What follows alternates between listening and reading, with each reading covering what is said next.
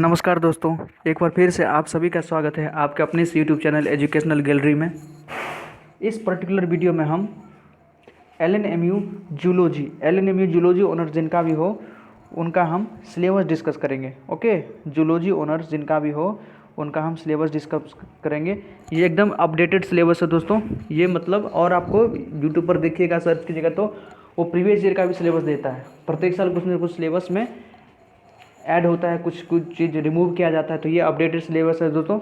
तो इसीलिए हम ये पेपर आपका जूलॉजी ऑनर्स का जो अपडेटेड सिलेबस है उसको डिस्कस करेंगे, क्योंकि सिलेबस ही पता रहेगा तभी आप अच्छे से तैयारी कर पाइएगा दोस्तों। ठीक, तब एग्जाम में अच्छे से लिख पाइएगा, क्योंकि पढ़ लीजिएगा कुछ और एग्जाम में आ जाएगा कुछ, तो इससे आपकी तैयारी अच्छी नहीं हो पाएगी दोस्तों। ठीक है, तो सिलेबस एक बार देख लेते हैं। साथ ही साथ कुछ इंपॉर्टेंट इन्फॉर्मेशन हम इसमें देना चाहते हैं, वो धीरे धीरे आप वीडियो देखिए, आपको हम बताते चलेंगे दोस्तों। ठीक है, जैसे हम इस चीज़ पे बात करना चाहते हैं कि आप कैसे एग्जाम में कॉपी लिखे ताकि आपको ज़्यादा से ज़्यादा मार्क उठे। ठीक है, यदि आप एलएनएमयू में पढ़ रहे हैं तो 3-4 बात को ध्यान रखना बहुत ज़रूरी है। सबसे पहला बात, ज़्यादा नंबर लाने के लिए ऑनर्स पेपर में मतलब कितना पेज में लिखें, क्योंकि 16 पेज रहता है दोस्तों। तो एक आंसर को कितने पेज में लिखें ताकि आपका मतलब ज़्यादा से ज़्यादा नंबर उठा पाए आप। नहीं तो एवरेज स्टूडेंट की तरफ मुश्किल से वो पास मार्क दे देते हैं प्रोफेसर साहब, बस हो गया। तो 3-4 बात ध्यान में रखना है। सबसे पहली बात, आपका हैंड राइटिंग अच्छा होना चाहिए दोस्तों। अगर आप अच्छे से सजा के लिखिएगा कॉपी को, ठीक, तो वो एक नंबर इंक्रीमेंट करने में एक उसका भी रोल है। ठीक, डायरेक्टली प्रोपोर्शनल समझ लीजिए। जितना अच्छा आपका हैंड राइटिंग होगा नंबर आपका उतना अच्छा आएगा, पहली बात। दूसरी बात, कंटेंट, अच्छा कंटेंट लिखे।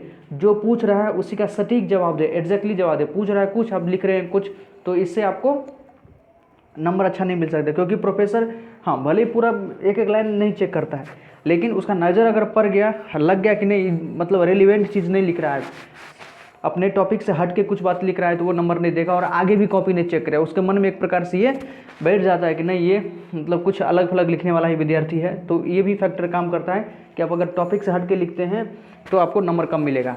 अगर टॉपिक पे ही लिखते हैं, कंटेंट आपका अच्छा है, तैयार है, तो आपको ये भी नंबर अच्छा दे जाएगा। तीसरी बात है कि आप ज़्यादा से ज़्यादा पेज में लिखिए। 16 पेज रहता है दोस्तों। कितना पेज रहता है टोटल आपको जो ऑनर्स पेपर में लिखना पड़ेगा?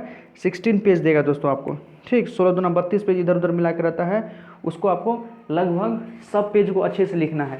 लगभग 15-16 पेज लिख दीजिएगा, तब आपको अच्छा नंबर मिलेगा। जो 5 पेज 6 पेज में ही आंसर लिख के चले जाते हैं उसको तो उसका बात ही नहीं करना दोस्तों, उसको पास मार्क में मिलेगा ये हम नहीं जानते। ठीक है दोस्तों, तो ज़्यादा से ज़्यादा लिखिएगा, अंतिम पेज तक लिखिएगा, क्योंकि प्रोफेसर सब देखते हैं हाँ ज़्यादा लिखा हुआ है मतलब विद्यार्थी ने ठीक ठाक लिखा होगा, कंटेंट लिखा होगा, तो ये भी एक फैक्टर मायने रखता है। और चौथी बात, यदि आप एलएनएमयू में पढ़ रहे हैं और दरभंगा से, पर्टिकुलर दरभंगा के किसी कॉलेज से दोस्तों, तो आपको चिंता करने की बात नहीं है, आपको अच्छा ही नंबर मिलेगा। ठीक, और नहीं अगर किसी गांव से कॉलेज से भी हैं तो देखिए, कहने का मतलब ये नहीं कि किसी गांव के कॉलेज से हैं या आर के कॉलेज मधुबनी से हैं या फिर बेनीपुर कॉलेज से हैं, बहेरा कॉलेज से हैं, तो आपको कम नंबर मिलेगा।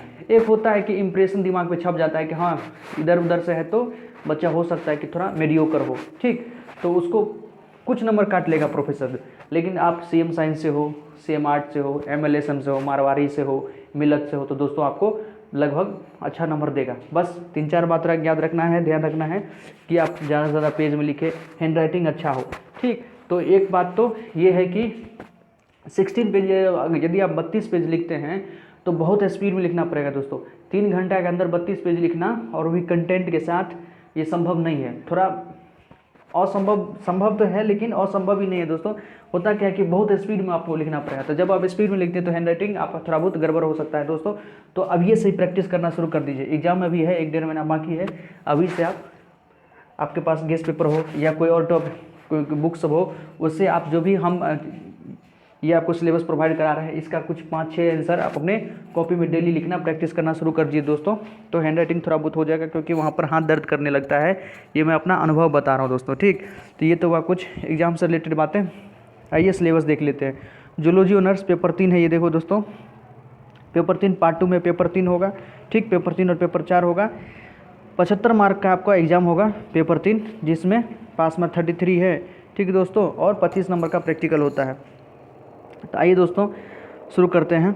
ग्रुप ए में क्या है तो सेल बायोलॉजी है। ग्रुप ए के मतलब सिलेबस में क्या है तो सेल बायोलॉजी है। सेल बायोलॉजी बहुत आसान टॉपिक है, आसानी से हो जाएगा दोस्तों। जैसे इसमें आपको पढ़ना है concept of prokaryotic and eukaryotic cell. Prokaryotic और यूकैरियोटिक का कंसेप्ट क्या है, तो आसान है। प्रोकैरियोटिक कैसे होता है, जिसके पास वेल डिफाइंड न्यूक्लियस ना हो, सेल ऑर्गेनेल ना हो, उसको प्रोकैरियोटिक सेल कहते हैं। और जिसके पास वेल डिफाइंड न्यूक्लियस और सेल ऑर्गेनेल अच्छा हो तो उसको क्या कहते हैं, यूकैरियोटिक सेल। कुछ एग्जांपल दे देना है दोस्तों, तो आपका ये आंसर है। और इसी को थोड़ा और लिख देना है, आगे लिखते जाइए 3-4 पेज में लिख देना है दोस्तों, तो ये आपका आंसर कंप्लीट हो जाएगा। तो पहला तो ये है कंसेप्ट ऑफ प्रोकैरियोटिक यूकैरियोटिक। दूसरा है plasma membrane molecular organisation.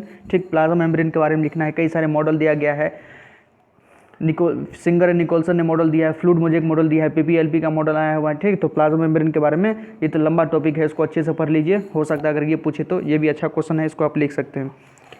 Transport of substances across membrane. Transport of substances 3 प्रकार का ट्रांसपोर्टेशन आप पढ़े होंगे। डिफ्यूजन के बारे में पढ़े होंगे, ठीक, ऑस्मोसिस के बारे में पढ़े होंगे।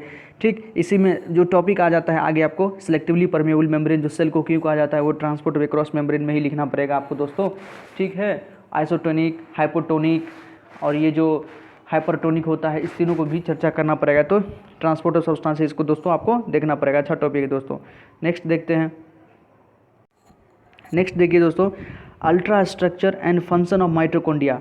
माइटोकॉन्ड्रिया का स्ट्रक्चर आपको बनाना पड़ेगा। ठीक, उसका जो 2 एक इनर मेम्ब्रेन होता है, एक आउटर मेम्ब्रेन होता है, उसका एकदम स्ट्रक्चर बनाना पड़ेगा। सभी को अच्छे से लेवलिंग करना होगा। गोल्गी बॉडी के बारे में, राइबोसोम के बारे में, क्रोमोसोम के बारे में, सब के बारे में तो अच्छे से पढ़ लीजिए। साइटोस्केलेटल, सेल के अंदर जो साइटोस्केलेटल है, जो एक प्रकार के स्ट्रेंथ प्रोवाइड करता है, उसका शेप प्रोवाइड करता है, उसके बारे में लिखना है। सेल डिवीजन, माइटोसिस म्योसिस के बारे में। माइटोसिस तो थोड़ा आसान है। म्योसिस में जो चारों प्रोफेज का जो मतलब लेप्टोटीन, जाइगोटीन, पेकाइटिन, डिप्लोटीन, डाइकाइनेसिस, इस सबको आपको एक्सप्लेन करना पड़ सकता है दोस्तों, तो इसको अच्छे से पढ़ लीजिए। समय अभी आप पढ़ सकते हैं। माइक्रोट्यूब्यूल्स के बारे में, microfilaments, stem cells, senescence, microbodies, ये सब टॉपिक को अच्छे से देख लीजिए। ठीक है दोस्तों, ये ग्रुप ए का हुआ।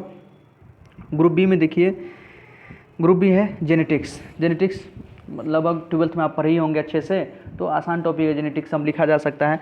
लॉज ऑफ हेरिडिटरी, हेरिडिटरी का लॉज क्या क्या है, मेंडल ने लॉ दिया था। मेंडल मोनोहाइब्रिड क्रॉस के बारे में बताया था, डायहाइब्रिड क्रॉस के बारे में बताया हुआ था, उसका ratio, phenotypic ratio, genotypic ratio, law of independent assortment, crossing over, इस सब के बारे में बताया हुआ था दोस्तों। तो लॉज ऑफ हेरिडिटी के बारे में इन सब चीज़ को लिखा जा सकता है। Linkage and crossing over, Morgan का जो लिंकेज था उसके बारे में लिखना पड़ सकता है। क्रॉसिंग ओवर के बारे में लिखना पड़ेगा कि क्रॉसिंग ओवर कैसे कैसे किस किस फैक्टर पर डिपेंड करता है। Chromosome mapping, chromosome banking, Stuart, Morgan का ही स्टूडेंट था स्टुअर्ट, उसने क्रोमोजोम मैपिंग के बारे में बताया था कि 2 जीन के बीच में कितना डिस्टेंस है, कितना सेंटीमॉर्गन है, उस सब के बारे में लिखना पड़ सकता है दोस्तों। अगर किसी के कोई भी चीज़ आपको टॉपिक समझ नहीं आ रहा होगा, जेनेटिक्स हो या सेल बायोलॉजी हो या कोई और हो, तो आप हमें कमेंट सेक्शन में लिखें। हम कोशिश करेंगे कि आपको उसका वीडियो अपलोड अच्छे से एक्सप्लेन करके वीडियो अपलोड करें, आपको बताएं। ठीक है दोस्तों, तो आप कमेंट सेक्शन में लिखिएगा तो हम कोशिश करेंगे। ठीक है दोस्तों, अगर नहीं आपके पास अवेलेबल है मटेरियल तो उससे आप पढ़ सकते हैं। इंटरेक्शन ऑफ जीन से इंटरेक्शन के बारे में लिखना है। कंप्लीमेंट्री सप्लीमेंट्री जीन जो होता है, मल्टीपल एलिलिज्म, जीन एक जीन दूसरे से किस प्रकार से इंटरेक्ट करता है, multiple allele, sex determination. Sex determination 2-3 प्रकार का होता है। Sex determination in gross over पूछ सकता है, इंसेक्ट में पूछ सकता है। Sex determination in honey bee पूछ सकता है। हनी बी में जो 3 प्रकार का होता है, कौन कौन, ड्रोन होता है, मेल होती है, फीमेल होती है। ठीक है दोस्तों, उस सब के बारे में पूछ सकता है। Sex linked inheritance, sex linked inheritance के बारे में पूछ सकता है। नॉन क्रोमोजोमल इनहेरिटेंस के बारे में पूछ सकता है। क्रोमोजोमल एब्रेशंस, ये म्यूटेशन से है, और जीन म्यूटेशन, ये सब टॉपिक आपका ग्रुप बी में है। ठीक है दोस्तों, नेक्स्ट देखते हैं। ये आपका पेपर 3 यहीं पर कंप्लीट हो जाता है। सेल बायोलॉजी और जेनेटिक्स है। सेल बायोलॉजी जेनेटिक्स को अच्छे से पढ़ लीजिए, आसान टॉपिक है दोस्तों। अगर आपके पास मटेरियल अवेलेबल नहीं है तो आप हमें कमेंट सेक्शन में लिखें, खास टॉपिक का नाम लिखें, हम कोशिश करेंगे आपको ज़रूर प्रोवाइड करें कम समय में। ठीक है दोस्तों, यदि आपके पास अवेलेबल है तो सबका प्रैक्टिस करना शुरू कर दीजिए दोस्तों। नेक्स्ट है पेपर 4, देखिए ये भी 75 नंबर का होगा। ठीक है, मुश्किल से 5 क्वेश्चन का ही तो जवाब देना पड़ता है दोस्तों। आराम से जो आपको अच्छा लगे 5 क्वेश्चन तैयार कर लीजिए।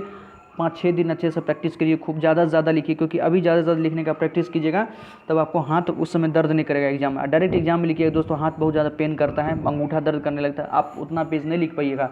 और ज़्यादा से ज़्यादा पेज नहीं लिख पाइएगा और आपके पास नॉलेज है भी, तो नॉलेज होने से तो वहाँ आपको दिखाना पड़ेगा, तो आपको नंबर नहीं मिलेगा दोस्तों। इसलिए कोशिश कीजिए ज़्यादा से ज़्यादा प्रैक्टिस करें, ज़्यादा से ज़्यादा लिखने का, ठीक है, क्योंकि लिखने का ही यहाँ पर काम है। रिप्रोडक्टिव बायोलॉजी ग्रुप ए में है, पेपर 4 में। Structure and function of mammalian ovary, ovary का जो स्ट्रक्चर है, फंक्शन क्या क्या है, कौन सा हार्मोन निकलता है, एस्ट्रोजन प्रोस्ट्रोजन, वो सब जो हार्मोन सब निकलता है, ग्राफियन फॉलिकल के बारे में सब लिखना है दोस्तों, ठीक है। दूसरा है reproductive cycle vertebrate, reproductive cycle किसी में मेंस्ट्रुएशन साइकिल चलता है, किसी में ईस्टर साइकिल चलता है, तो उस सब के बारे में लिखना है आपको। सिर्फ वर्टेब्रेट के बारे में लिखना है। Parturition and it's regulation, parturition किस किस प्रकार से होता है, कौन से दिन पर पार्चुरेशन होता है, पार्चुरेशन कौन सा हार्मोन इन्वॉल्व है, ठीक है दोस्तों। एंड इट्स रेगुलेशन जो ऑक्सीटॉक्सिन है उस सब के बारे में लिखना है दोस्तों, इसको अच्छे से तैयार कीजिए। फोर्थ है structure of memory gland, memory gland का स्ट्रक्चर आपको बताना है। And hormonal control of lactation, lactation में जो प्रोलैक्टिन है और जो प्रोजेस्टेरोन है, एस्ट्रोजन है, उस सब का क्या क्या यहाँ पर रोल है सब लिखना है।